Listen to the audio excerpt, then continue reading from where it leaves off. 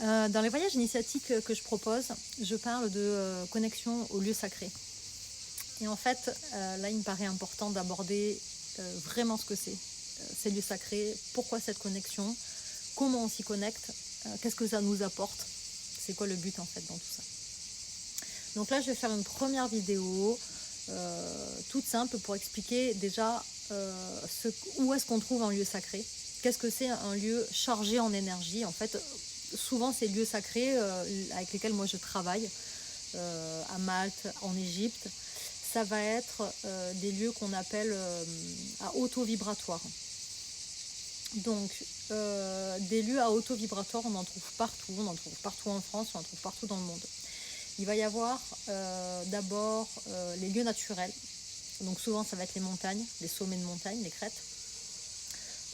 Ça va être aussi les constructions qui ont été érigées par les hommes, particulièrement les églises et les cathédrales. D'accord.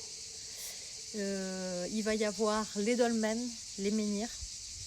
Et après, il va y avoir tous les grands lieux connus des civilisations anciennes, tous ces lieux mystérieux qu'on ne connaît pas, on ne sait pas trop par qui ils ont été construits ni comment.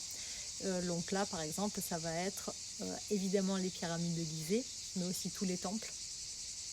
Ça va être Stonehenge en Angleterre, ça va être également les temples de Malte et de Gozo, par exemple, dont je parle.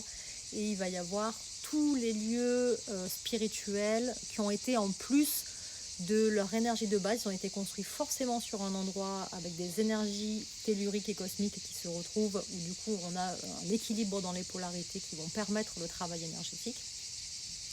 Et là, ça va être des endroits où il va y avoir beaucoup en plus du lieu de base. L'énergie va être renforcée avec le monde, les gens qui vont venir et poser des intentions, des prières, etc.